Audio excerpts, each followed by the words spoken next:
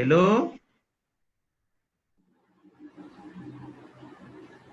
सुनेको छ। अहिले सबैजनाले सुनिराख्नु भएको छ, मलाई देखिराख्नु भएको छ। छ सर।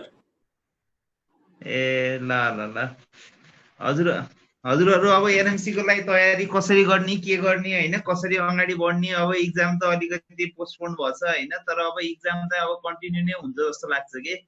किन भन्दाखेरि अब कति रोकिएर साध्य छैन, त्यही भएर अस्ति एनएमसी मा गएर बुझ्दा पनि अब इक्जाम चाहिँ 1.5-2 महिनामा चाहिँ हुन्छ कि एनएमसी को। हजुर अब त्यही भएर अब कसरी आफूलाई प्रिपेयर गर्ने, कसरी अगाडि बढ्ने, के कुरामा फोकस गर्ने भन्ने कुरो त एकदम इम्पोर्टेन्ट हो के।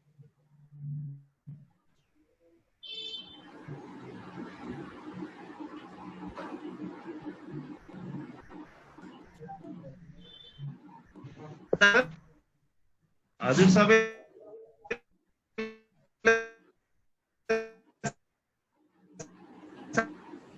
साउन्ड आछ मेरो? अच्छा सर। सबैलाई आछ नि होइन? साउन्ड सुनिराख्नु भएको छ। म हजुरहरूलाई पहिला चाहिँ दुईटा फोटो सेयर गर्छु कि है। दुईटा फोटो चाहिँ अलि इम्पोर्टेन्ट फोटो, दुईटा चाहिँ कुन टपिकहरू हामीले फोकस गर्नुपर्छ, कसरी अगाडि बढ्नुपर्छ भनेर मैले हजुरहरूलाई दुईटा चाहिँ अहिले सेयर गर्छु है।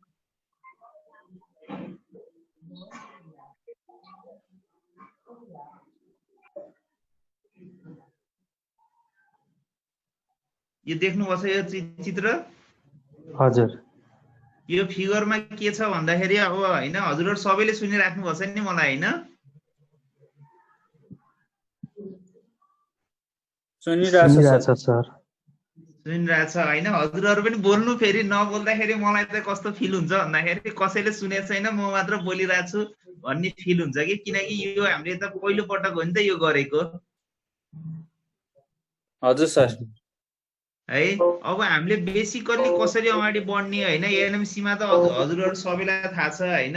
एउटा सिएसक्यू क्वेसन हुन्छ, एउटा चाहिँ वान लाइनर एमसिक्यू हुन्छ होइन।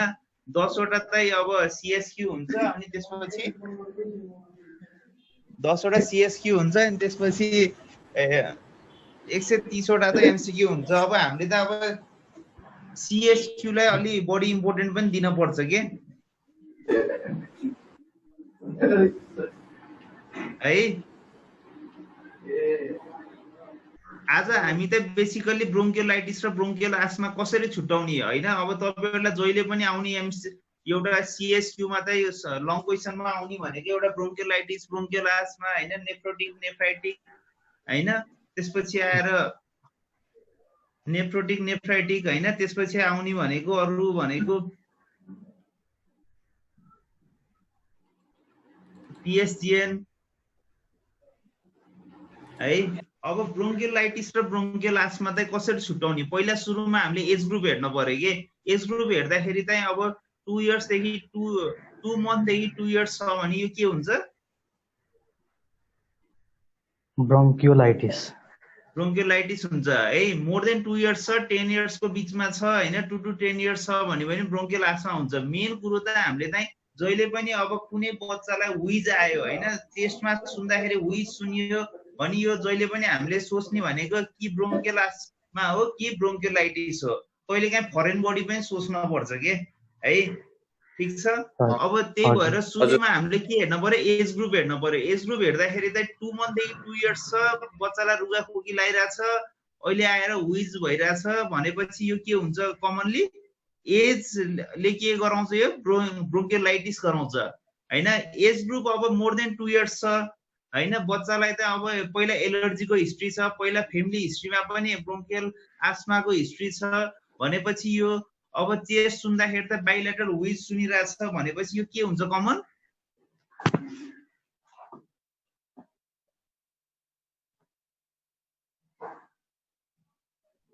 के हुन्छ? यो कमन एउटा सिनेरियो दिन्छ है म तपाईहरुलाई है। यो सबैले एकैचोटीमा एन्सर भन्दा हुन्छ, केही फरक पर्दैन। म एउटा सिनेरियो दिन्छु, तपाईहरु भन्नु है यो के हो है। 6 years old boy with history of recurrent wheezing presented with complaint of fever for 1 day, breathlessness for 1 day. On examination, he has bilateral wheeze over the chest. Blood examination shows eosinophilia. What is your diagnosis? Bronchial asthma. Bronchial asthma के को आधारमा भयो? एउटा age group भयो, age group important भयो 2 to 10 years. अर्को भनेको history of हिस्ट्रीमा के थियो इम्पोर्टेन्ट? एलर्जी थियो, एटोपी थियो, एटोपी थियो, त्यही भएर चाहिँ के भयो? ब्रोंकियल आस्थमा भयो। ब्रोंकियल आस्थमामा अनि त्यसपछि के सुनिन्छ? हामीले चेस्ट अस्कल्टेसन गर्दा के सुनिन्छ? व्हीज, बाइलेटरल व्हीज। बाइलेटरल व्हीज सुनिन्छ। व्हीज त फरेन बडीमा पनि सुनिन्छ, व्हीज त ब्रोंकियोलाइटिसमा पनि सुनिन्छ, तर यो तीनटा कसरी छुटाउने त? युनिलेटरल व्हीज हुन्छ है। फरेन बडी भयो भने के हुन्छ भन्दाखेरि 81 हुन्छ कि बच्चा खेलिरहेको थियो, आनन्दले बच्चा एकदम कुल थियो, काम थियो, खेलिरहेको थियो, केही कुरा मुखमा हाल्यो, 81 सास फेर्न गाह्रो भयो। चेस्ट अस्कल्ट गर्दाखेरि त एकतिर मात्र व्हीज सुनियो, हैन? बाइलेटरल व्हीज सुनिएन, एकतिर मात्र व्हीज सुनियो भने त्यो के भयो? फरेन बडी भयो है। अब अर्को सिनेरियो अब हेर्नु है, म तपाईहरुलाई क्वेशन त्यही अनुसार त सोध्छु है। 6 month old boy है, ठीक छ? बुझिराख्नु भएको छ नि? 6 month old boy हैन, presented with history of fever for 3 days हैन? त्यसपछि आएर fever and cough for 3 days है। On examination the child is tachypneic है, and on chest examination there is wheeze bilateral. What is your diagnosis भन्दा के भन्ने? Bronchiolitis. Bronchiolitis. किन bronchiolitis भयो? एज, फर्स्ट एज ग्रुप छुट्टियो। Age group is very important के, age group हेर्ने एकदम इम्पोर्टेन्ट है। अब ब्रोंकियोलाइटिस भएपछि यसको त पजिटिभ अर्गानिजम के भयो ब्रोंकियोलाइटिसको? रेस्पिरेटरी सिन्सिशियल भाइरस है। ब्रोंकियोलाइटिसको पजिटिभ अर्गानिजम के भयो? आरएसपी भाइरस है, एकदम राम्रो है।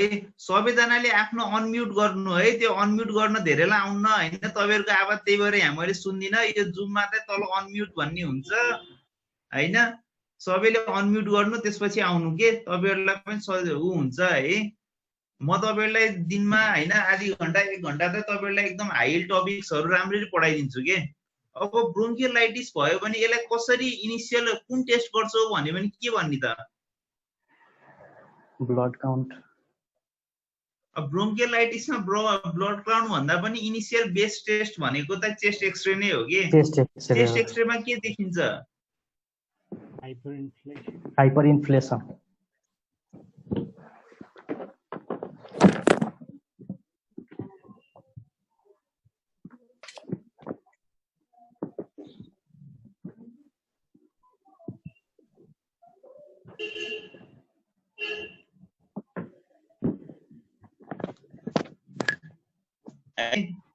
अनि त्यसपछि आएर ब्रोंकियोलाइटिसको पजिटिभ अर्गानिजम रेस्पिरेटरी सिन्सिटाइटिस भयो। ब्रोंकियोलाइटिसको मेन म्यानेजमेन्ट के हो भनेर सोध्यो भने के भन्ने? सपोर्टिभ। मेन भनेको म्यानेजमेन्ट भनेको सपोर्टिभ हो। सपोर्टिभ भनेपछि अब उसलाई सास फेर्न गाह्रो भछ, उसको अक्सिजन कम छ भने पनि के गर्न पर्यो? युनिफाइड अक्सिजन दिन पर्यो है। त्यही हो यसको मेन म्यानेजमेन्ट भनेको, यसको त अक्सिजन थेरापी हो कि है।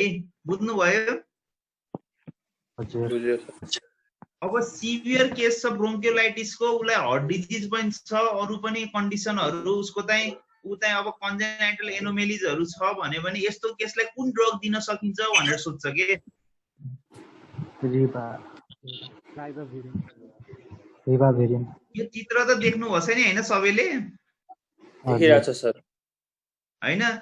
ब्रोंकियोलाइटिस छ, उसलाई एकदम गाह्रो भइरहेछ, अक्सिजन दिँदा पनि गाह्रो भइरहेछ, अब कुन ड्रग दिन सकिन्छ भनेर भन्यो भने के भन्ने? रिबाभिरिन ड्रग भनेर भन्न पर्यो के। यसरी ब्रोंकियोलाइटिसको सिनेरियो हेर्दा एउटा त हजुरहरुले एज ग्रुप हेर्न पर्यो इम्पोर्टेन्ट, अर्को भनेको रिस्क फ्याक्टर हेर्न पर्यो हैन, यसको कज रेस्पिरेटरी सिन्सिटाइटिस भाइरस हैन। यसको इन्भेस्टिगेसनमा मेन इन्भेस्टिगेसन भने चेस्ट एक्सरे हो के। यसको ट्रिटमेन्ट मेन भने के भयो? सपोर्टिभ सपोर्टिभ सपोर्टिभ भयो। त्यसपछि आएर अब ब्रोङ्कियल आस्मातिर जाम है त हामी। हजुर हस् सर। है ब्रोङ्कियल आस्मा भनेपछि एज ग्रुप 2 वर्षभन्दा माथि छ, उसको फ्यामिली हिस्ट्रीमा एलर्जी छ, उसको पनि पहिला पनि यस्तो रुगाखोकी लाग्ने घ्यार हुने भइरहेछ हैन, फ्यामिली हिस्ट्रीमा एलर्जी छ, उसको त पास्ट हिस्ट्रीमा पनि यस्तो एलर्जीको हिस्ट्री छ भने अब चेस्ट एक्जामिनेसनमा हुइज आछ भने पनि के भन्नु पर्यो हामीले? ब्रोङ्कियल आस्थमा ब्रोङ्कियल आस्मा भन्नु पर्यो है। अब ब्रोङ्कियल आस्मामा त डेफिनेटली डायग्नोसिस केले गर्छ, डायग्नोसिसै केले गर्छ भनेर भन्यो भने के भन्ने?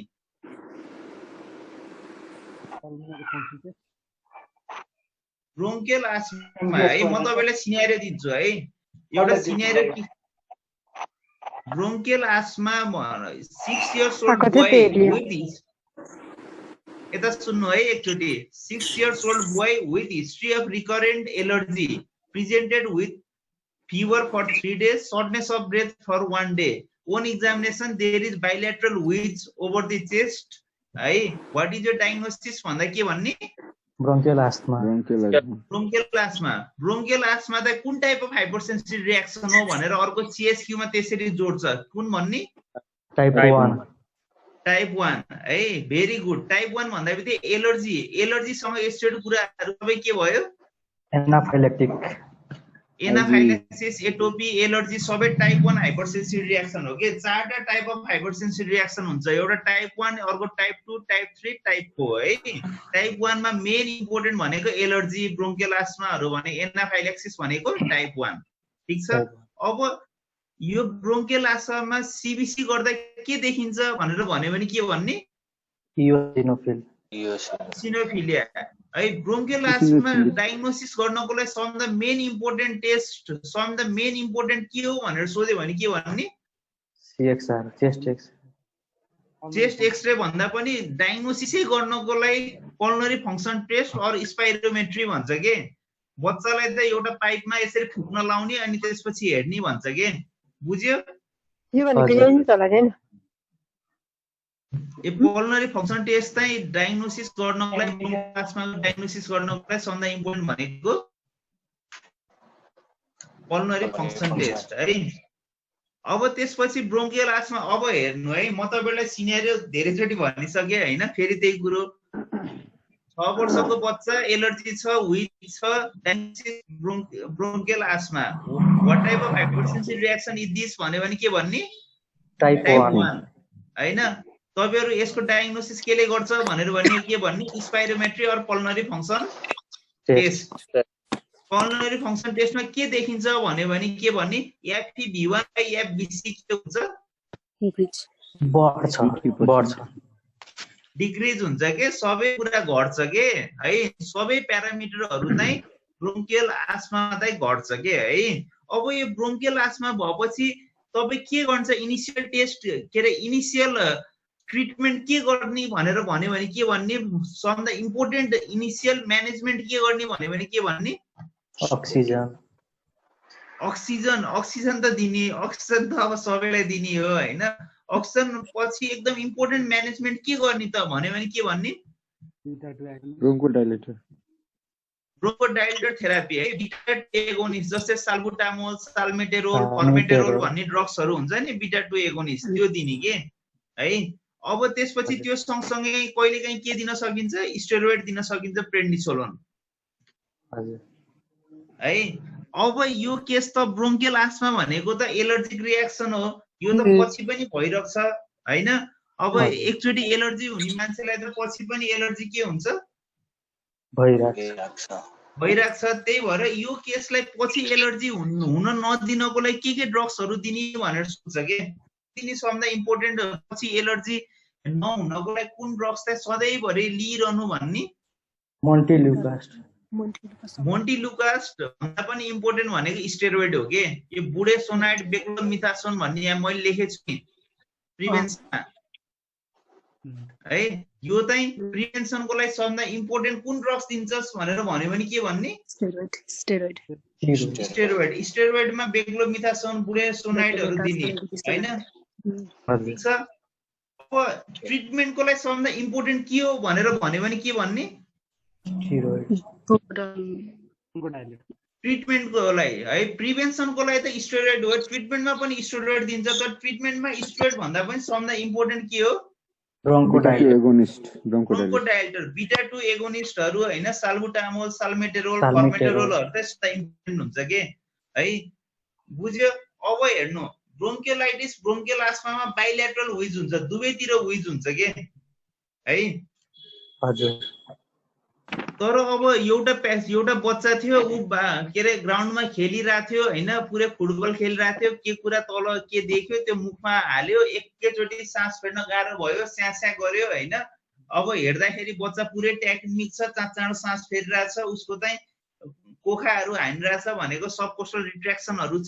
चेस्ट सुन्दाखेरि त एक ठाउँ मात्र विज देखिन्छ, एक ठाउँ मात्र एयर इन्ट्री कम देखिन्छ, बाइलेटरल छैन के, एकतिर मात्र एयर इन्ट्री कम छ, एकतिर मात्र विज सुनिरहेछ भन्यो भने यो के हो?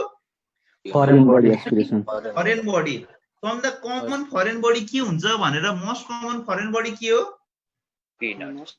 पिनट है। त्यही भएर अमेरिकातिर नेपालतिर चाहिँ 1 वर्ष पछि हैन 5-6 वर्षमा पिनट दिन हुन्न भन्छ कि, किनकि पिनट चाहिँ सर्काउन सक्छ के बच्चाले है। बुझ्नु भयो? हजुर। है अनि फरेन बडी भयो भने डायग्नोसिस कसरी गर्ने? फरेन बडी भन्यो भने कसरी भन्ने? डायग्नोसिस कसरी गर्छ फरेन बडीको?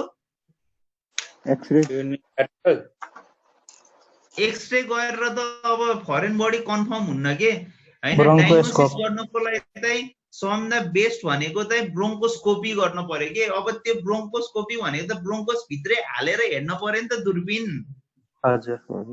हैन, त्यही भएर सबभन्दा राम्रो डायग्नोसिस गर्नको लागि के गर्ने भनेर सोध्यो भने चाहिँ के भन्ने? ब्रोन्कोस्कोपी गर्ने हैन। अनि ट्रिटमेन्ट के गर्ने भन्यो भने त्यो जुन हालेको ब्रोन्कोस्कोप छ नि त्यसले चाहिँ निकाल्ने भनेर जान्न पर्यो के, ब्रोन्कोस्कोपिक रिमुभल गर्न पर्यो है। बुझ्नु भयो? ब्रोन्कियोलाइटिस ब्रोन्कियल आस्थमा हजुर सर है कस्तो लागिरहेछ? दामी। ठीक छ नि हैन?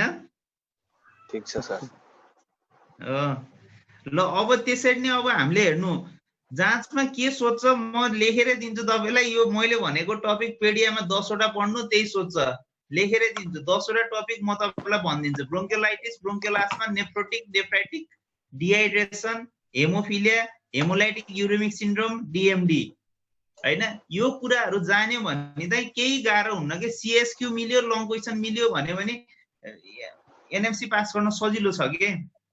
मसँग पहिला पढे बिस्तारै एकचोटी फेरि भन्नुहुन्छ बिस्तारै अलिकति। ल म भन्छु है। हामी अहिले पेडियाट्रिक्समा फोकस गरिरहेछौँ हैन। 1 नम्बरमा पेडियाट्रिक्समा जान्न पर्ने ब्रोन्कियोलाइटिस हो, अर्को ब्रोन्कियल आस्थमा, ठीक छ? हजुर। अर्को नेफ्रोटिक सिन्ड्रोम, हजुर। अर्को नेफ्राइटिक सिन्ड्रोम, हजुर। अर्को जान्न पर्ने भनेको चाहिँ हेमोलाइटिक युरेमिक सिन्ड्रोम भन्ने हुन्छ के एउटा, हेमोलाइटिक युरेमिक सिन्ड्रोम हजुर है। अर्को भनेको जान्न पर्ने भनेको डायरिया, हजुर। अर्को जान्न पर्ने भनेको चाहिँ मालन्युट्रिसन, हजुर। अर्को जान्न पर्ने भनेको चाहिँ न्युरोटपिकमा चाहिँ कुनै मस्कुलर डिस्ट्रोफी डीएमडी भन्छ नि त हैन। हजुर है। अर्को जान्न पर्ने भनेको आइटिपी र हेमोफिलिया, आइटिपी हेमोफिलिया। अर्को लास्ट जान्न पर्ने टपिक चाहिँ पेडियाट्रिक्समा चाहिँ हाइपोथाइरोइडिज्म। ल यति टपिक कतिवटा भयो टपिक?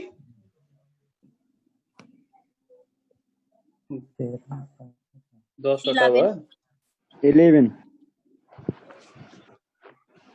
10 वटा भयो।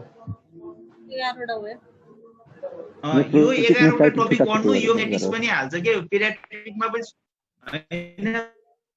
पेडियाट्रिकमा पनि मेनिन्जाइटिस पेडियाट्रिकमा पनि आउँछ, मेडिसिनमा पनि आउँछ, मेनिन्जाइटिस पनि थप्नु घुमाउँछ एनएमसी को CS2 मा के पेडियाट्रिकमा जहिले पनि यो सोध्छ के ढुक्क हुनु। तपाईँ हेर्नु पास्ट क्वेसन सबै हेर्नु हैन। लास्ट टाइम पनि सोधेको दुईटा क्वेसन के थियो, एउटा नेफ्रोटिक सिन्ड्रोम सोधे थियो, अर्को के सोध्थ्यो डिहाइड्रेसन सोधे थियो हैन। अब एउटा टपिकहरु चाहिँ हजुरहरुले त यसरी नै जान्न पर्यो के। जसरी मैले तपाईहरुलाई ब्रोन्कियोलाइटिस ब्रोन्कियल आस्मामा पढाए नि त, ट्रिटमेन्ट यो गर्ने, इन्भेस्टिगेसन यो इम्पोर्टेन्ट, प्रिभेन्सनको लागि जसरी ब्रोन्कियल आस्मामा प्रिभेन्सनको लागि हामीले के दियौं, स्टेरोइड, डेक्लोमिथाजोन, बुडेसोनाइड।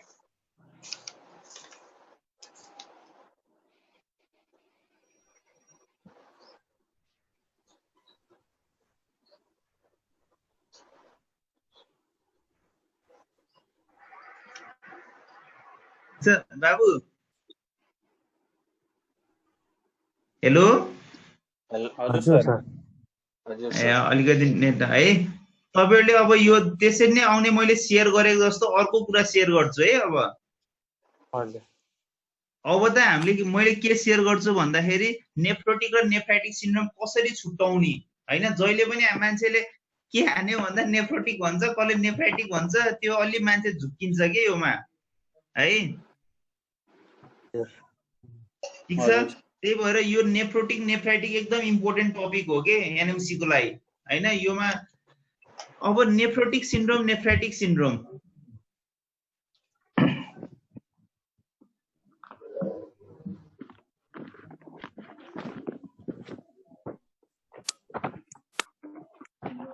सबैले आफ्नो चाहिँ अनम्युट गर्नु है, यहाँ अलि इन्टरेक्सन पनि गर्नुपर्छ है। हस् सर। है तपाईहरुलाई फाइदा हो। हेर्नु मैले त तपाईहरुलाई अब हामीले के सुरु गर्यौं, नेफ्रोटिक र nephrotic nephritic. Most common type of nephrotic syndrome कुन हो? Minimal changes disease. Minimal change disease भनेको most common type of nephrotic syndrome है।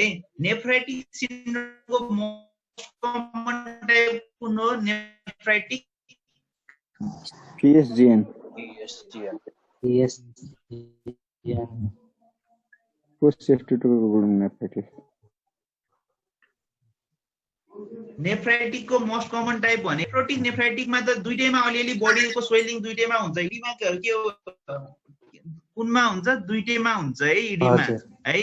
अब नेफ्राइटिक के हुन्छ इम्पोर्टेन्ट भनेर सोध्यो भने हो भनेर जान्न पर्यो। के भनेर जान्न पर्यो?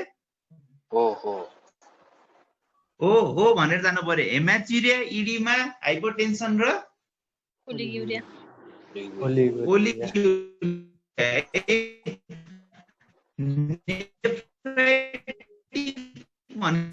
नेफ्राइटिक मोस्ट कमन टाइप कुन हो? गर्दा किडनीमा असर गरेर हुने भनेको नेफ्राइटिक सिन्ड्रोम है। अब यो नेफ्राइटिक सिन्ड्रोममा चाहिँ पास्ट हिस्ट्री, पहिला के को हिस्ट्री हुन सक्छ।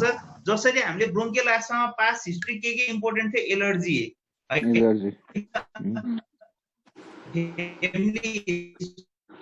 एलर्जी भएको उलाई पनि पहिला एलर्जी भएको हिस्ट्री पास्ट इम्पोर्टेन्ट थियो ब्रोन्कियल आस्मा। त्यसैले नेफ्रोटिक सिन्ड्रोममा पास्ट हिस्ट्रीमा के इम्पोर्टेन्ट हुन्छ? पास्ट हिस्ट्रीमा के इम्पोर्टेन्ट हुन्छ भने हैन अलिअलि खोकी लाग्ने एकदम इम्पोर्टेन्ट हुन्छ के। अर्को के इम्पोर्टेन्ट हुन्छ नेफ्राइटिक सिन्ड्रोममा? स्किन र्यास, जिउमा डाबरहरु आएको, र्यासहरु आएको हैन, त्यो भयो भने के भयो? त्यो नेफ्राइटिक सिन्ड्रोम भयो। नेफ्राइटिक सिन्ड्रोम कमन कुन टाइप हो? PSGN।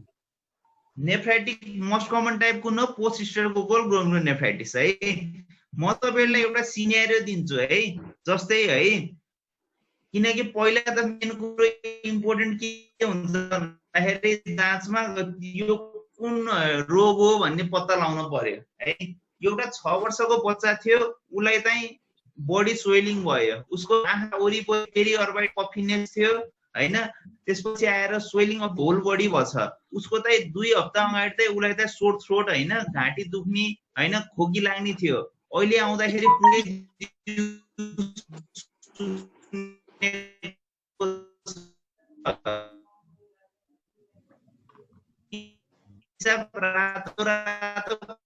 Nephritic syndrome nephritic syndrome कुन हो यो PSGN पोस्ट स्ट्रेप्टोकोकल ग्लोमेरुलोनेफ्राइटिस है ठीक छ है हजुर अब यो नेफ्रोटिक सिन्ड्रोम किन भएन त ल भन्नुस् त यो नेफ्रोटिक जस्तै मैले तपाईलाई सिनेरी दियो 6 वर्षको बच्चा एक हप्ता 2 हप्ता अगाडि रुगा खोकी लागेको थियो घाँटी दुखिरहेको थियो अहिले चाहिँ पिसाब चाहिँ कोक जस्तो छ कोला कलर छ पिसाब गइरहेछ हैन यो नेफ्रोटिक किन भएन नेफ्रोटिकमा यस्तो पिसाब कोला कलर हुन्छ हुँदैन टास हिस्ट्री छ सोर्ट थ्रोटको रुगा खोकी हैन रुगा खोकी लाग्ने यो सोर थ्रोट हुने चाहिँ नेफ्रोटिकमा हुन्छ हुन्न है कोला कलर्ड युरिन भन्ने हुन्छ नेफ्रोटिकमा हुँदैन है त्यसरी छुटाउन पर्यो के है जस्तै म तपाईलाई एउटा सिनेरी दिन्छु एउटा 6 वर्षको बच्चा उलाई चाहिँ स्वेलिङ भन्छ बडीको सुरुमा आँखा वरिपरि स्वेलिङ भयो त्यसपछि चाहिँ खुट्टामा स्वेलिङ भयो उसको एक्जामिन गर्दाखेरि चाहिँ उलाई उसको बाइलेटरल फिडिङ इडिमा छ बीपी उसको नर्मल छ यो के हो डायग्नोसिस भन्यो भने के भन्ने नेफ्रोटिक सिन्ड्रोम भन्न पर्यो what is the most common type of nephrotic syndrome in children भन्यो भने के भन्ने मिनिमल चेन्ज डिजिज भनेर भन्न पर्यो है ठीक छ नेफ्रोटिक सिन्ड्रोमको लागि सम द बेस्ट डायग्नोसिस केले गर्छ भन्यो भने के भन्ने हेमाचुरी प्रोटिन युरिया कसरी हेर्ने भनेर सोध्यो भने कसरी हेर्ने 24 आवर युरिनरी प्रोटिन हेर्न पर्यो त्यो 24 आवर युरिनरी प्रोटिन कति भन्दा बढी भयो भने प्रोटिन युरिया भन्छ मोर देन 3.5 ग्राम पर डे हैन यो त मोर देन 3.5 ग्राम पर डे भने त एडल्टलाई भयो कि अब ठुलोलाई अब बच्चामा त उसको त अब बच्चामा यो भन्दा पनि अर्को अर भनेर लेखेछु नि मैले 40 mg per metre square per hour भन्दा बढी भयो भने त यसलाई के भन्छ नेफ्रोटिक रेन्ज प्रोटिन युरिया भन्छ के बुझ्नु भयो हजुर है अब त्यसरी नै हैन अब नेफ्रोटिक सिन्ड्रोममा सबभन्दा इम्पोर्टेन्ट भनेको 24 आवर युरिनरी प्रोटिन 24 घण्टासम्म पिसाब जम्मा गर्ने त्यो पिसाब जम्मा गरेर त्यसमा प्रोटिन हेर्ने कति छ 40 mg per metre square per hour भन्दा बढी भयो भने त्यसलाई के भन्छ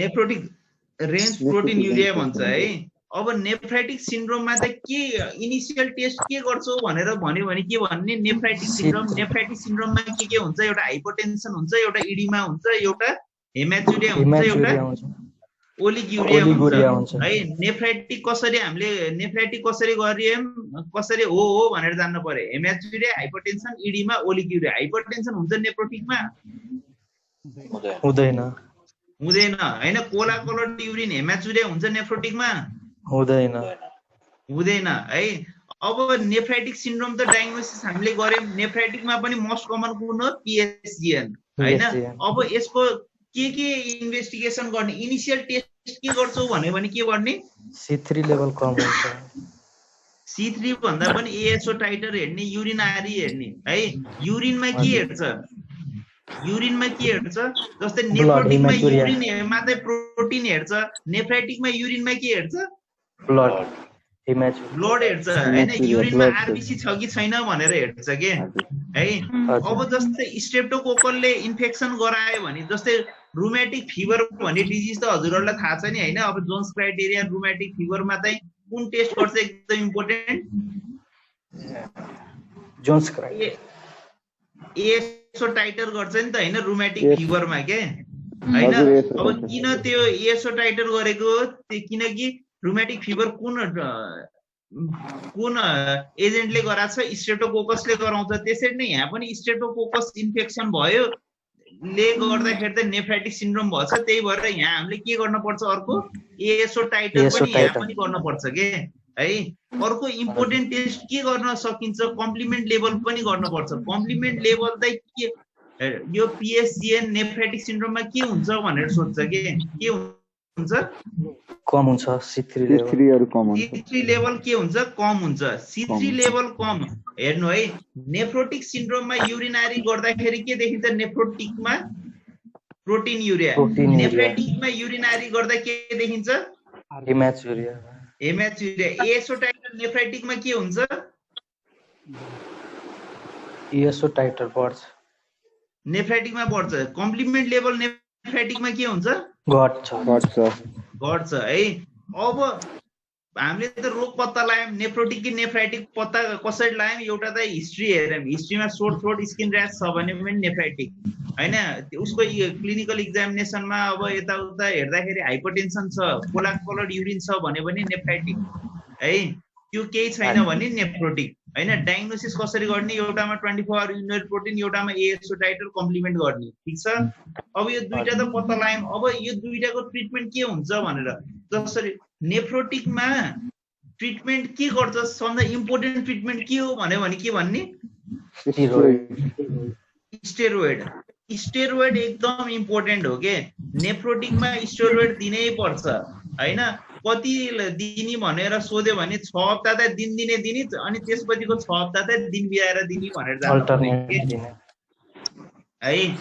अरू है। अब नेफ्राइटिक सिन्ड्रोममा के हुन्छ? 4टा फिचरहरू, एउटा हेमाचुरिया, एउटा ओलिग्युरिया, एउटा हाइपरटेन्सन, अर्को इडिमा है। नेफ्राइटिक सिन्ड्रोमको सबभन्दा मेन म्यानेजमेन्ट के हो भनेर भन्यो भने सपोर्टिभ हो के। उसलाई अब हाइपरटेन्सन छ भने त अब नुन कम खानु, पानी कम खानु होइन, एन्टी हाइपरटेन्सिभ दिने सपोर्टिभ म्यानेजमेन्ट हो के। अब नेफ्राइटिक सिन्ड्रोममा प्रेडनिसोलोन दिन्छ? नेफ्राइटिकमा दिन्न। खाली इक्जाममा यही आउँछ के होइन। कुन अब यो नेफ्राइटिक सिन्ड्रोम भयो, पिएससिएन भयो, यो मध्ये कुन चाहिँ दिन हुन्न भनेर सोध्छ। स्टेरोइड दिन हुन्न के नेफ्राइटिकमा। किन दिन हुन्न थाहा छ नेफ्राइटिकमा स्टेरोइड? किन भन्दाखेरि स्टेरोइड भनेको यस्तो ड्रग हो कि जुनले चाहिँ प्रेसर बढाइदिन्छ। नेफ्राइटिकमा के छ? प्रेसर हाई छ। झन् स्टेरोइड दियो भने त त्यसको प्रेसर बढेर त्यो त अब के हुन्छ? होइन, बढ्छ है। अनि अर्को कुरो है, नेफ्राइटिक दुईटैमा के हुन्छ? इडीमा हुन्छ। धेरै इडीमा कुनमा हुन्छ?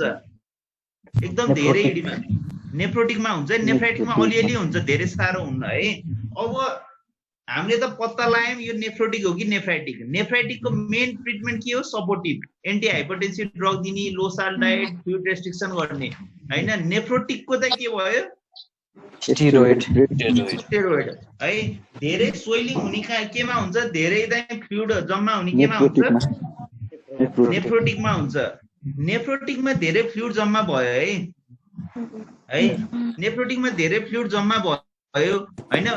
पानी कहीँ जम्मा हुनु भनेको राम्रो कुरो हो होइन। बाहिर पानी फ्याएर त्यहाँ के आउँछ? किरा आउन आउँछ होइन। टोयलेटमा बेसिनभरि पानी भएपछि त्यहाँ किरा आउँछ, फोहोर हुन्छ, गनाउँछ होइन। त्यस्तै त हो नि होइन। त्यसरी नै पेटमा पानी जम्मा धेरै छ, पानी जम्मा छ भने पनि त्यहाँ के ब्याक्टेरिया आएर त्यहाँ बस्छ। अनि नेफ्रोटिकमा चाहिँ मोस्ट कमन कम्प्लिकेसन के हुन्छ? पेरिटोनाइटिस हुन्छ है। अब नेफ्राइटिकमा त त्यति साह्रो इडीमा हुन्छ? नेफ्राइटिकमा हुन्न है। नेफ्राइटिकमा त्यति साह्रो इडीमा हुन्न। अब नेफ्राइटिकमा मेन प्रब्लम केमा आत्तिन पर्छ थाहा छ? प्रेसरमा एकदम आत्तिन पर्छ। प्रेसर धेरै भयो भने प्रेसरले केलाई हान्छ? होइन, प्रेसर भएपछि दिमागलाई हान्छ। एउटा है, म तिमीलाई एउटा सिनारियो दिन्छु है फेरि है। तिमीलाई बोर्ड त लाग्छ छैन नि? छैन सर है। एउटा सिनारियो दिन्छु है। एउटा पेसेन्ट 6 महिना के अरे 6 वर्षको बच्चा छ। उसलाई चाहिँ 2 हप्ता अगाडि चाहिँ स्किनभरि होइन पुस्टुल्सहरू आएछ, स्किनभरि र्यास आएछ। अहिले आउँदाखेरि पिसाब कोलाकलट गरिरहेछ होइन, पुरै इडीमा छ। हाम्रो डायग्नोसिस के भयो? नेफ्राइटिक है। नेफ्राइटिक भयो है। अब यो पेसेन्टलाई चाहिँ अहिले चाहिँ अब हस्पिटल आएर भर्ना गरेको। यो पेसेन्ट त पुरै सिजर आइरहेछ, कामिरहेछ होइन, होस छैन, अल्टर सेन्सोरियम छ। के भयो यसलाई? इन्सेफेलोप्याथी, हाइपरटेन्सिभ इन्सेफेलोप्याथी भयो। नेफ्राइटिक सिन्ड्रोममा हुने भनेको एउटा हाइपरटेन्सन हो। हाइपरटेन्सन भएपछि के हुन्छ? पछि गएर दिमागमा हानेर के हुन्छ? हाइपरटेन्सिभ इन्सेफेलोप्याथी हुन्छ। अब यो नेफ्राइटिक सिन्ड्रोममा कहिलेकाहीँ त हार्ट फेलियर पनि हुन्छ कि प्रेसर बढी भएपछि हार्ट फेलियर हुन्छ हार्ट फेलियर भएपछि कस्तो मेनिफेस्टेसन हुन्छ खोकी लाग्ने सास फेर्न गाह्रो हुने चेस्ट अस्कल्टेसन गर्दाखेरि तल तल क्रेप्सहरू सुनियो भने त त्यो के भयो हार्ट फेलियर भयो के बुझ्यो हजुर है अब दुईटैको प्रोग्नोसिस राम्रो हुन्छ के नेफ्रोटिकमा सबभन्दा इम्पोर्टेन्ट ट्रिटमेन्ट के भयो नेफ्रोटिकमा स्टेरोइड नेफ्रोटिकमा सबभन्दा इम्पोर्टेन्ट ट्रिटमेन्ट स्टेरोइड है अब नेफ्राइटिकमा इम्पोर्टेन्ट ट्रिटमेन्ट के भयो सपोर्टिभ भयो है most common type of nephrotic syndrome कुन हो minimal change most common type of nephritic syndrome कुन हो पोस्ट स्ट्रेप्टोकोकल ग्लोमेरुलोनेफ्राइटिस है पोस्ट स्ट्रेप्टोकोकल ग्लोमेरुलोनेफ्राइटिस है त्यसरी नै अब के रे है अब प्रोटिन युरिया कति भन्दा बढी भयो भने नेफ्रोटिक सिन्ड्रोम भन्छ मोर देन 3.5 ग्राम per day 40 mg per meter square per hour है अब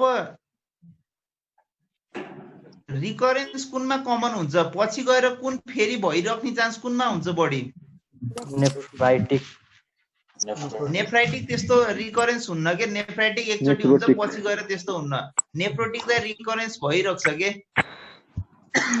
बुझ्यो है अब अर्को क्वेशन जस्तै नाम के छ चिल्ड्रेनमा हुने कमन भने कुन हो मिनिमल चेन्ज है नाम किन मिनिमल चेन्ज डिजिज भयो थाहा छ एकदम त्यो ग्लोमेरुलसमा चाहिँ चेन्जेसहरू जुन हुन्छ नि त्यो एकदम मिनिमम हुन्छ के त्यही भएर नाम के भयो मिनिमल चेन्ज डिजिज भयो के है अब मिनिमल चेन्ज डिजिज त माइक्रोस्कोपमा कस्तो देखिन्छ भनेर सोध्छ के कहिलेकाहीँ है माइक्रोस्कोप पनि दुई खालको हुन्छ कि एउटा लाइट माइक्रोस्कोप जुन नेपालमा पाइन्छ अर्को इलेक्ट्रोन माइक्रोस्कोप भन्ने हुन्छ जुन नेपालमा छैन के है नामै त मिनिमल चेन्ज डिजिज भनेको यति थोरै चेन्ज हुन्छ कि लाइट माइक्रोस्कोपमा सिम्पल खालको माइक्रोस्कोपमा केही देखिन्छ देखिदैन नर्मल हुन्छ के लाइट माइक्रोस्कोपीमा चाहिँ नर्मल हुन्छ तर खतरा खालको माइक्रोस्कोप जुन अब विदेशतिर हुन्छ त्यस्तो माइक्रोस्कोपमा हेर्दाखेरि के देखिन्छ फूड प्रोसेस लस है लस अफ फूड प्रोसेस हुन्छ भनेर चाहिँ सोध्छ कि यो क्वेसन लाइट माइक्रोस्कोपमा फेरि लस अफ फूड प्रोसेस हुन्छ हुँदैन है अब नेफ्रोटिक सिन्ड्रोम कुन मलेरियाले गराउँछ भनेर क्वेसन सोध्छ यस्तै हो नि त सिनेर हेर है कुन मलेरियाले गराउँछ प्लाज्मोडियम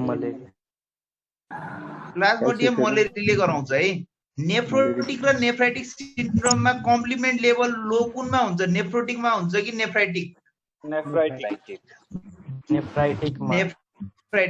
हैन नेफ्राइटिकमा पनि पिएसजिएन हैन मेन त होइन त हैन नेफ्राइटिकको मेन है कम्प्लिमेन्ट लेभल लो हुने अरु कुन कुन कन्डिसनमा हो भनेर सोध्छ अरु कुन कुन कन्डिसनमा हुन्छ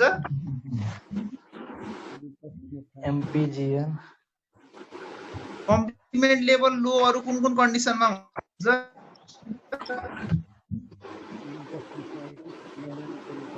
यहाँ लास्ट हेर्नु न लुपस भने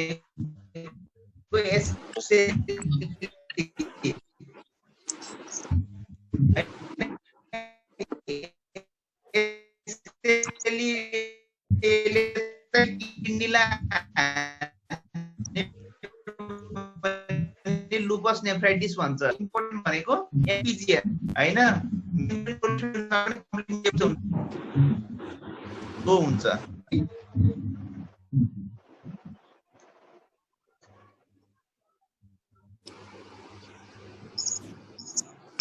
बुझ्नु भयो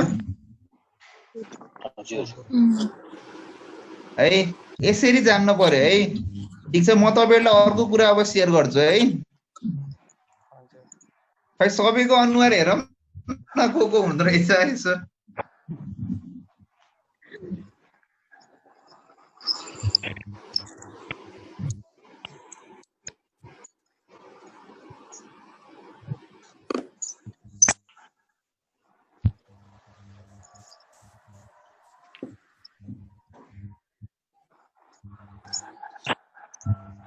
म एउटा फाइल पठाइदिन्छु पेडियामा सोध्ने लङ क्वेसन सबै योमा छ के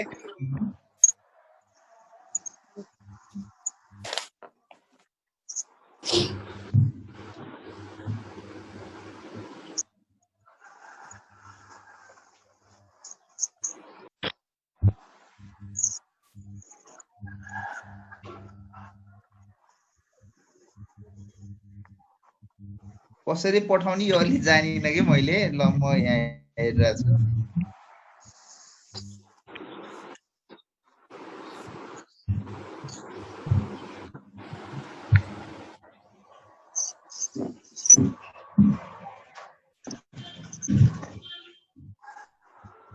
गुगल ड्राइभ हो कि तपाईँहरूले नेफ्रोटिक नेफ्राइटिक होइन ऊ सबै बुझ्नुभयो हजुर बुझ्यो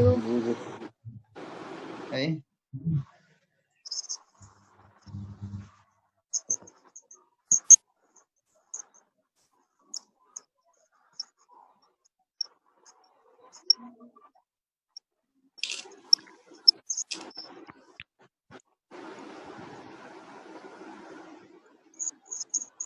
तपाईँहरूको त्यो भाइबर फेसबुक त केही छैन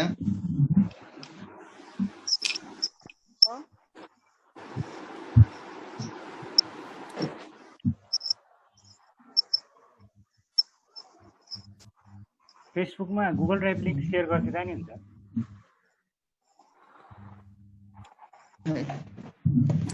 बाबु पेन ल्याऊ अहिले मैले सेयर गरेको देख्नुभएको छ तपाईँले यो कहाँ छ छैन। कोही स्क्रिन मात्रै ब्ल्याङ्क छ आयो सर सर स्क्रिन आयो। स्क्रिन अहिले स्क्रिनमै सुरु गरौँ है हुन्छ आज म तपाईँलाई 10 वटा टपिक भन्छु है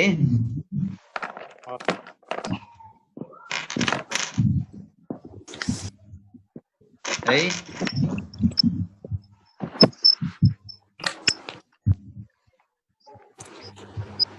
एउटा के भयो एक नम्बरमा हामीले आज के गर्न पर्यो मेनिन्जाइटिस जान्न पर्यो है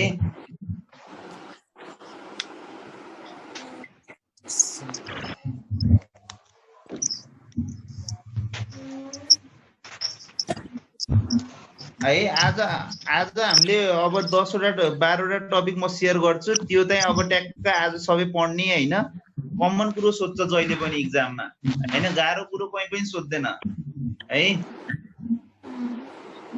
म यहाँ टक्क टपिकहरु टक्क बनाउँछु है आज चाहिँ यो चाहिँ ट्याक्क भ्याउनु पर्छ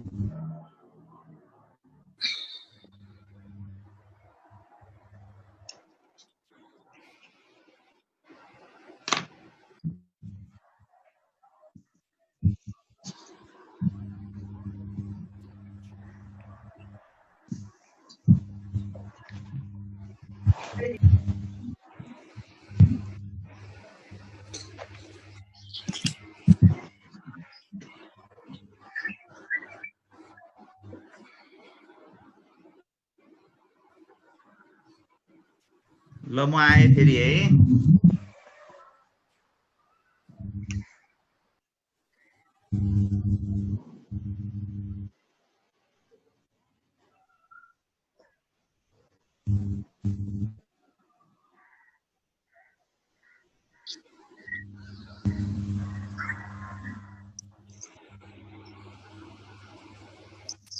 यो देख्नुभएको छ यो हजुर है। एउटा मेनिन्जाइटिस हामीले जान्न पर्यो, अर्को माल न्युट्रिसन जान्न पर्छ है, अर्को डायरिया।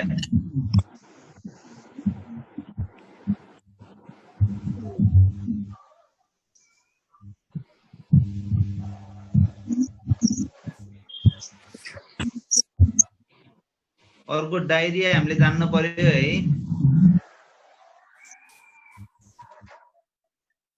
अर्को हामीले के जान्न पर्यो, नेफ्रोटिक नेफ्राइटिक। नेफ्रोटिक नेफ्राइटिक त अहिले पढेर बुझियो हैन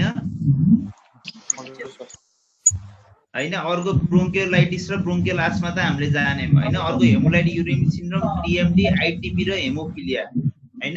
यो सबै टपिकहरु त हामीले त जान्न पर्छ के लङ, किनकि सीएसक्यू त यही मध्ये दुईटा सोध्छ के जहिले पनि एनएमसी मा है। सीएसक्यू मिल्दै बित्तिकै के हुन्छ, धेरै कुरा फरक पर्छ, सजिलो हुन्छ के है। अब यो सबैको नोट मसँग छ, मैले तपाईलाई पठाइदिन्थे, तर यो कसरी पठाउने मैले अलि मेसो पाइन के।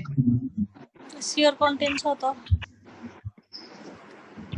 यो मेरो त उमा छ के, यो फाइल के रे वर्डमा छ के।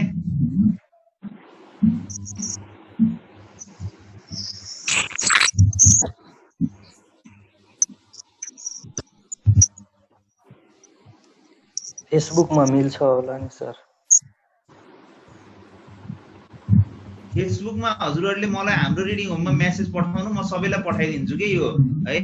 यो अब अब हामी चाहिँ अब लास्ट आजको लागि एउटा टपिक पढौँ है, अनि त्यसपछि आजको क्लास त आज यति सकाम है त।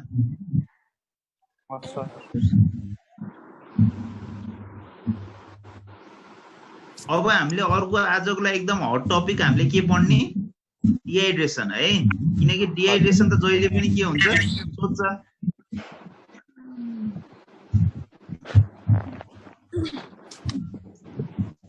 अब डिहाइड्रेसन भन्दा बित्तिकै अब डायरिया हैन। Most common cause of diarrhoea के हो? Rotavirus. Most common cause of diarrhoea rotavirus. Rotavirus है।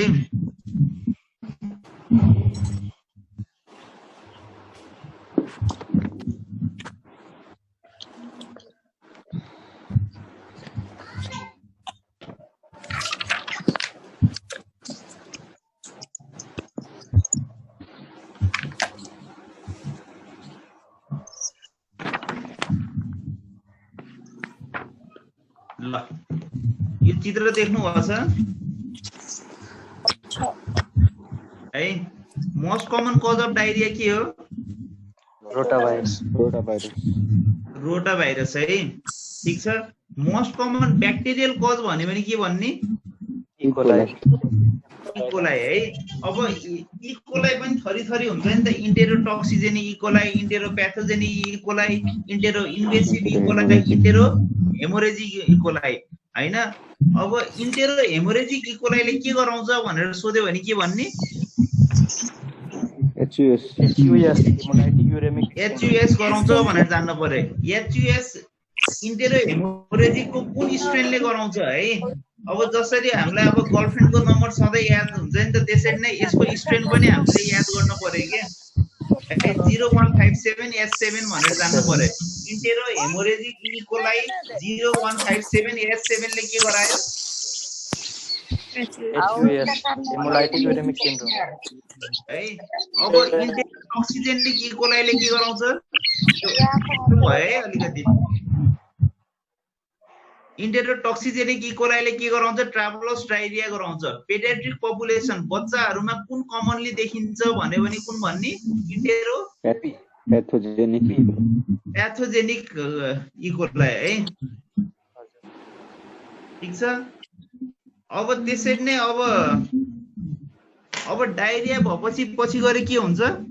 डिहाइड्रेसन हुन्छ हैन। डिहाइड्रेसन पनि कुन कुन ग्रेड हुन्छ? एउटा नो डिहाइड्रेसन हुन्छ, एउटा यो बिचको चार्ट हैन, त्यसपछिको चार्ट छ नि लुक एट भन्ने डिहाइड्रेसन र सिभियर डिहाइड्रेसन हैन। एउटा नो डिहाइड्रेसन हुन्छ, एउटा सम हुन्छ, एउटा सिभियर डिहाइड्रेसन हुन्छ है, ठीक छ। अब कसरी छुट्याउनु त यो नो डिहाइड्रेसन हो कि कम डिहाइड्रेसन हो कि सिभियर डिहाइड्रेसन हो? छुट्याउनु त पर्यो नि त यो तीनटा हो कि हैन? हो हैन? किन यो छुट्याउनु इम्पोर्टेन्ट छ भन्दाखेरि यो अनुसारको ट्रिटमेन्टै फरक छ के। नो डिहाइड्रेसन भयो भने के गर्ने? प्लान ए हैन? कम डिहाइड्रेसन छ भने के गर्ने? प्लान बी हैन? सिभियर छ भने प्लान सी। अब केले छुट्याउने भन्दा पहिला त हेर्न पर्यो नि हैन? पहिला हेर्न पर्यो, लुक गर्न पर्यो। के लुक गर्ने, के हेर्न पर्यो भन्दा एउटा जेनरल कन्डिसन हेर्न पर्यो है। अनि आँखामा दुईटा कुरा हेर्न पर्यो, एउटा आँखा त्यसै हेर्न पर्यो अनि अर्को आँखाबाट आँसु आछ कि आएको छैन भनेर पनि हेर्न पर्यो। ठिक छ है? अर्को हामीले के माउथमा दुईटा कुरा, एउटा माउथ र टङ हेर्न पर्यो। अब निल्ने हैन, अब तिर्खा लाग्ने छ कि छैन भनेर पनि हेर्न पर्यो है। ठिक छ? माउथ र टङ हेर्न पर्यो अनि अर्को तिर्खा कतिको लाग्छ भनेर चाहिँ जान्न पर्यो के। बुझ्नुभयो? हजुर है। अब नो डिहाइड्रेसनमा त सबै कुरा के हुन्छ? नर्मलै हुन्छ। बच्चाको कन्डिसन कस्तो हुन्छ? बच्चा एक्टिभ हुन्छ, आइज के हुन्छ? नर्मल हुन्छ, टियर्स पनि नर्मल हुन्छ, माउथ र टङ के हुन्छ? मोइस्ट हुन्छ हैन? बच्चाले तिर्खा नर्मल्ली लगाएको हुन्छ, नर्मल्ली खाइरहेको हुन्छ पानी हैन? नो डिहाइड्रेसन त सबै कुरा के हुन्छ? नर्मल हुन्छ। अनि हामीले यो त सबै कुरा हेर्ने हो, अर्को हामीले फिल गर्न पर्यो नि त हैन? फिलमा के गर्छ हामीले? स्किन पिन्च हैन? स्किन पिन्चमा के हुन्छ? नो डिहाइड्रेसनमा नर्मल्ली भन्ने हुन्छ है। ठिक छ? बुझ्नुभयो नि हैन? हजुर। अब सम डिहाइड्रेसनमा बच्चा कस्तो हुन्छ? इरिटेबल हुन्छ के, झर्को मान्ने हैन? अब बच्चा यसो लिएको खाली रोज्छ झर्को मानिरहेछ हैन? खाली अब रुदा पनि लिँदा पनि मान्दैन, तल राख्दा पनि मान्दैन, के गर्ने? टेन्सन है। त्यस्तो हुन्छ बच्चा, एकदम रेस्टलेस हुन्छ, इरिटेबल हुन्छ। आँखा कस्तो हुन्छ? आँखा अलिकति गडेको जस्तो हुन्छ हैन? त्यसलाई के भन्छ? हुन्छ है। टियर्स के हुन्छ? एब्सेन्ट हुन्छ हैन? माउथ र टङ हेर्दाखेरि कस्तो देखिन्छ? ड्राई हुन्छ। अनि थर्स्ट कस्तो हुन्छ बच्चाको? पानी देख्दा बित्तिकै त्यही गएर पानी खान खोज्छ, खाएको खाइ गर्छ कि, एकदम इगरली खान्छ के पानी एकदम। अब हामी एकदम थाकेर तिर्खा लागेपछि कस्तो गर्छौँ? जहाँ पानी देखे त्यही जान्छौँ, खान्छौँ, एकदम इगरली खान्छौँ नि त, त्यो हुन्छ है। फर्स्टमा के हुन्छ? ड्रिङ्क्स इगरली, बुझियो है? अब स्किन पिनमा के हुन्छ? स्लोली जान्छ के। स्किन पिन्स त एब्डोमेनमा गर्छ, यो चाहिँ कस्तो हुन्छ? स्किन पिन्स गोज स्लोली है। यो भयो भने के भयो? यो सम डिहाइड्रेसन भयो है त। ठिक छ? बुझियो? सर। अब एउटा बच्चा छ, उसलाई त 3 दिनदेखि डायरिया भइरहेछ। अहिले आएको बच्चा एकदम इरिटेबल छ, रेस्टलेस छ हैन? आँखा गडिरहेछ, स्किन पिन्च पनि स्लोली गर्छ भने पनि यो कुन डिहाइड्रेसन हो? सम। यो बच्चा इरिटेबल छ, रेस्टलेस छ भनेर हेर्न पर्यो के। अनि स्किन पिन्च पनि स्लोली। अब एउटा बच्चा छ 3 दिनदेखि डायरिया भइरहेछ है? 3 दिनदेखि मजाले डायरिया भइरहेछ। अहिले बच्चा एकदम एक्टिभ छ हैन? आइज नर्मल छ हैन? पानी पनि मजाले खाइरहेछ। कुन डिहाइड्रेसन हो? नो डिहाइड्रेसन है। उसलाई किनकि बच्चा एक्टिभ छ, अलर्ट छ, सबै कुरा ठिक छ भने पनि नो डिहाइड्रेसन हैन? अब एउटा बच्चा छ 3 दिनदेखि दिनमा 10 चोटि दिशा गरिरहेछ। अब बच्चा एकदम लेथार्जिक छ हैन? अनकन्सियस भइसक्यो हैन? स्किन पिन्च गर्दा भेरी स्लोली जान्छ, माउथ हेरेको एकदम ड्राई छ, आँखा पुरै गडिसक्यो। यो कुन डिहाइड्रेसन हो? डिहाइड्रेसन हो कि। यसरी हामीले छुट्याउनु पर्यो कि। लास्ट टाइम एक्जाममा के आएको थियो? Severe dehydration. लास्ट टाइमको एक्जाममा सिभियर डिहाइड्रेसन र नेफ्रोटिक सिन्ड्रोम आएको थियो के है? अब हामीले यो किन छुट्याउन इम्पोर्टेन्ट भयो? ट्रिटमेन्टको प्लानको लागि। एउटा प्लान ए हुन्छ, एउटा प्लान बी हुन्छ, एउटा प्लान सी हुन्छ प्लान सी हुन्छ। हेर्नु एउटा कुरा के हो भन्दाखेरि जाँचमा कहिले पनि प्लान ए नो डिहाइड्रेसन सोध्दैन, डिहाइड्रेसन नभएको कुरा पनि सोध्छ कहीँ हो कि भन्न के भएकै छैन भनेपछि सोध्छ त्यस्ता कुरा। त्यही भएर जहिले पनि सोध्ने भनेको सम डिहाइड्रेसन र सिभियर डिहाइड्रेसन सोध्छ के है। सिभियर डिहाइड्रेसन भन्नको लागि बच्चा के हुनुपर्छ, हेर्दाखेरि कस्तो हुनुपर्छ, अनकन्सियस लेथार्जिक हुनुपर्छ। सम डिहाइड्रेसनमा कस्तो हुन्छ बच्चा, इरिटेबल रेस्टलेस है। अब हामीले प्लान ए छोडौँ, अहिले प्लान बीमा सबभन्दा इम्पोर्टेन्ट चाहिँ अब बच्चा अब प्लान बी भनेको केलाई गर्ने हो, सम डिहाइड्रेसनमा गर्ने हो होइन। प्लान बीमा चाहिँ कहाँ म्यानेज गर्ने, हस्पिटलमा राखेर गर्ने कि अब घरमा गर्ने भनेर सोध्यो भने कहाँ गर्ने प्लान बीमा? घरमै गर्दा नि हो, घरमा गर्दा पनि भयो, हस्पिटल राख्दा झन् बच्चा डक्टर देख्दा बित्तिकै आत्तिन्छ, डराउँछ। त्यही भएर घरमै प्लान बी त अब होम म्यानेजमेन्ट गर्ने, ओआरएस दिने हो के। प्लान सी भनेको के हो, आइबी दिनुपर्छ होइन। प्लान सी भनेको सिभियर डिहाइड्रेसन, बच्चालाई त आइबी फ्लुइडै दिन पर्छ। आइबी फ्लुइडमा पनि मेन कुन दिने हो, रिङ्गर ल्याक्टेट दिने हो है। अब नर्मल सलाइन भन्दा पनि सबभन्दा बेस्ट के हो, रिङ्गर ल्याक्टेट है। अब प्लान बी बुझिर, प्लान बीमा यो एउटा मेन्टेनेन्स छ, एउटा डेफिसिट छ, एउटा अनगोइङ छ। सबभन्दा इम्पोर्टेन्ट हामीलाई के चाहिएको, यो डेफिसिट होइन। डिहाइड्रेसन भनेको त बडीमा सर्टेन एमाउन्ट अफ फ्लुइड त के भइसक्यो, लस भइसक्यो नि त। त्यो लस भइसकेको फ्लुइडलाई चाहिँ हामीले फेरि फ्लुइड दिएर चाहिँ रिस्टोर गर्नुपर्छ, त्यसलाई के भन्छ, डेफिसिट भन्छ के है। बुझ्नुभयो? अब सम डिहाइड्रेसन छ भने त्यसलाई के ओआरएस कति दिने त इनिसियली भनेर सोध्यो भने के भन्ने, म तपाईँलाई एउटा सिनियर दिन्छु है। 6 महिनाको बच्चा 8 किलो छ, बुझिराख्नु भएको छ? 6 महिनाको बच्चा कति किलो छ, 8 किलो। 8 किलो छ बच्चा, एकदम इरिटेबल। उसलाई के छ, उसको हिस्ट्रीमा के छ, ज्वरो आएको थियो, डायरिया, लुज स्टुल भएको थियो है, डायरिया लुज स्टुल भएको थियो होइन। अहिले एक्जामिनेसन गर्दाखेरि बच्चा एकदम इरिटेबल छ, बुझिराख्नु भएको छ होइन है। बच्चा एकदम इरिटेबल छ अहिले है। एक्जामिनेसन अरू गर्दाखेरि त के हुन्छ, स्किन पिन्च के हुन्छ, स्लोली गर्छ होइन। व्हाट इज द डायग्नोसिस भन्दा के भन्ने, some dehydration, acute gastroenteritis with some dehydration है, ठीक छ है, with some dehydration। बुझ्यो नि होइन। यो बच्चा कति किलोको हो, 8 किलोको है। अब यसलाई फ्लुइड, यसलाई कहाँ म्यानेज गर्ने भन्दा घरमा म्यानेज गर्ने। यसलाई इनिसियल फ्लुइड के दिने भन्यो भने के भन्ने,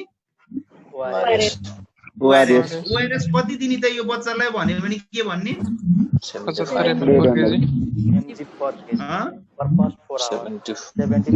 ml त ठीक। यसलाई कति दिने, यो 75 ml पर केजी दिन पर्यो होइन। 1 किलो छ भने 75 ml दिने। यो कति किलो छ, 8 केजी। 8 किलो छ होइन। त्यही भएर यसलाई कति दिन पर्यो, 75 × 8 गर्दा कति भयो, 600 ml के दिने, ओआरएस दिने। ओभर कति दिने, कति घण्टामा दिने, 4 घण्टामा दिने भनेर जान्न पर्यो कि यसरी। First 4 hour. बुझ्यो नि यो, बुझ्नुभयो? हजुर है। अब तपाईँलाई सम डिहाइड्रेसन भयो, अब सिभियर डिहाइड्रेसन तिर लागौँ है। म तपाईँलाई सिनेरियो दिएरै त्योमा कसरी हामी ट्याकल गर्ने, किनकि लास्ट टाइम जाँचमा के सोध्यो, सिभियर डिहाइड्रेसन सोध्यो। त्यही भएर है, ठीक छ। अब एउटा 2 वर्षको बच्चा छ है, 11 किलो छ है। 2 वर्षको बच्चा कति किलो छ?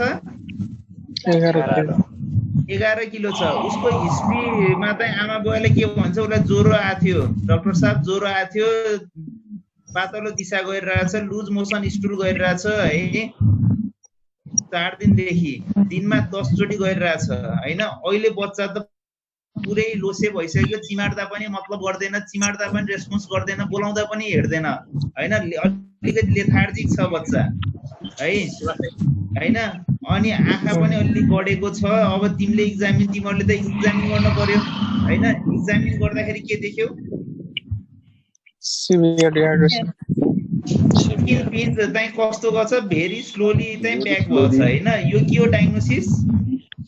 Severe dehydration. AG with severe dehydration. What is the most common organism भनेर सोध्यो भने के भन्ने? रोटाभाइरस। मोस्ट कमन कज भन्यो भने रोटाभाइरस। ब्याक्टेरियल कज भन्यो भने के भन्ने? इकोलाई। ठीक छ है। अब यो केसलाई चाहिँ कहाँ म्यानेज गर्छौ भन्यो भने हस्पिटलमा म्यानेज गर्ने। ठीक छ। यसलाई के दिने भन्यो भने ओआरएस दिने, यसलाई के दिने? आइभी फ्लुइड दिने। आइभी फ्लुइडमा कुन दिने त भनेर सोध्यो भने के भन्ने? रिङ्गर ल्याक्टेट दिने हैन। अब दिन त दिने, तर अब कति दिने भन्ने पनि चाहियो नि त हैन। ठीक छ। अब दिन त दिने, कति दिने भन्ने चाहियो हैन। अब यो चार्ट छ नि जुन रोक्न, म फेरि यसलाई स्क्रू गरेर म तपाईहरुलाई पठाउँछु है।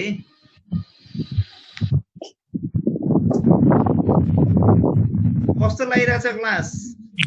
राम्रो छ सर। रमाइलो रमाइलो भन्दा पनि प्रोडक्टिभ हुनु पर्यो बढी है। बुझिन्छ है ल, मैले अर्को चार्ट पठाइदिन्छु है।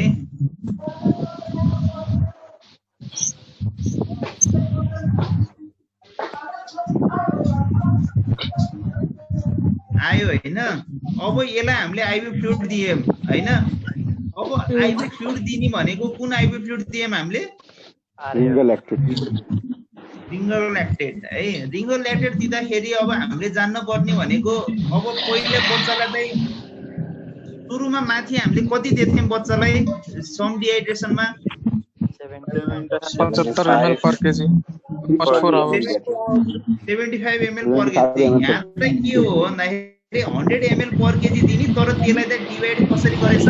30 ml per kg र 70 ml है। 30 ml per kg र 70 ml पर केजी माथितिर छ है। साइडतिरको एज हेर्न पर्यो कि लेस देन 12 मन्थ छ कि मोर देन 12 मन्थ छ भनेर हेर्न पर्यो कि। बुझियो? हाम्रो बच्चा कति इयर्सको हो? 2 वर्षको बच्चा। हाम्रो बच्चा कति किलो हो? 11 केजी। 11 केजी हो है। अब एउटा 30 ml पर, हामीले सुरुमा सम डिहाइड्रेसनमा कति दिथ्यौं? 75 ml पर केजी दिथ्यौं। योमा त 100 ml पर केजी दिने हो, तर त्यो 100 झ्याप्प आउन त्यो कसरी आउँछ? 30 ml पर केजी अगाडि, 70 ml पर केजी पछाडि है। अब बच्चा यदि सानो छ, 1 वर्ष भन्दा कमको छ भने 30 ml पर केजी चाहिँ 1 आवरमा दिने हैन। यदि मोर देन 12 मन्थको 1 वर्ष भन्दा बढी छ भने 30 ml पर केजी कति बेरमा दिने? हाफ आवरमा दिने है त। ठीक छ। त्यसरी नै 70 ml पर केजी चाहिँ उलाई चाहिँ अब बच्चा लेस देन 1 इयरको छ भने 5 आवरमा दिने है। मोर देन 1 इयर छ भने त्यो 5 लाई आधी गर्दा 2.5 आवरमा दिने है त। त्यही हो चार्ट। बुझ्यो है? अब तिमीहरू क्याल्कुलेट गर है। हाम्रो बच्चा 2 इयर्सको छ हैन, कति किलो छ? 11 किलो छ हैन। यसलाई कुन डिहाइड्रेसन भन्छ? सम सिभियर, नो कुन भन्छ? सिभियर। यसलाई फ्लुइड कति मात्रा, कति घण्टामा कति दिन्छौ भनेर क्याल्कुलेट गर त आनन्दले। पहिला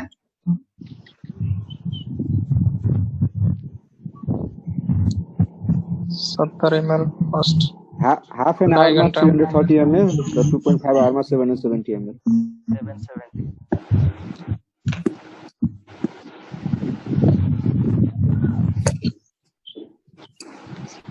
770. अब हेर है म तिमीलाई फेरि जाँचमा यही आथ्यो अस्ति अब सबले मिलाउँदा है अब यो मोर देन 12 months छ बच्चा हैन यो 11 किलोको छ त्यही भएर फर्स्ट हाफ आवरमा कति दिने 30 ml पर केजी दिने हैन भनेको 30 इन्टु यो कति वेट हो 11 330 ml दिन पर्यो हाफ आवरमा त्यसपछिको 2.5 आवरमा कति दिने 70 ml 70 ml 70 इन्टु 11 गऱ्यौं भने 770 ml हैन भनेपछि कस्तो भयो 330 ml over 770 and followed by 770 ml over 2.5 hour भनेर यसरी दिन पर्यो के है यसरी टक्क दिन पर्यो है म तिमीलाई यो फोटो दिन्छु है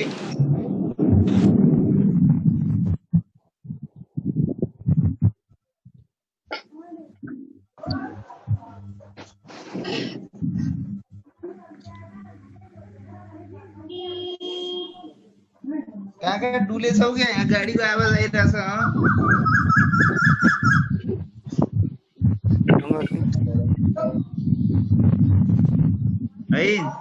अघिनेको एन्सर के हो यही हो है 330 ml यो के दिने हो रिङ्गोल्याक्टेट है रिङ्गोल्याक्टेट चाहिँ 330 ml over 1 hour half hour followed by 770 ml over 2.5 hour आइदिनु पर्यो है त्यो बुझ्यौ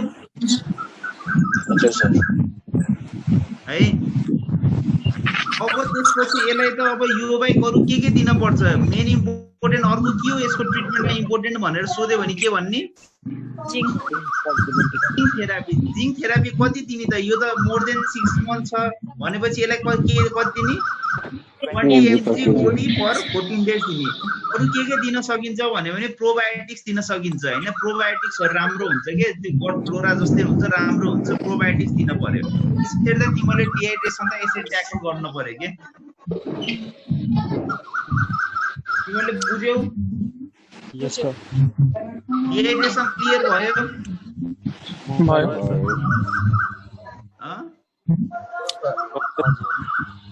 है आज क्लास कस्तो लाग्यो तिमीलाई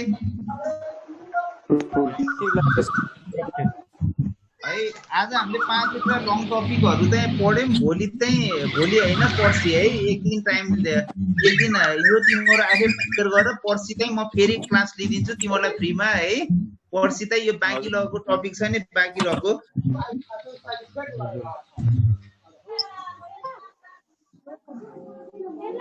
बाँकी रहेको टपिकहरु छ नि तिमीलाई मैले आउने देखाएको छु नि फोटोमा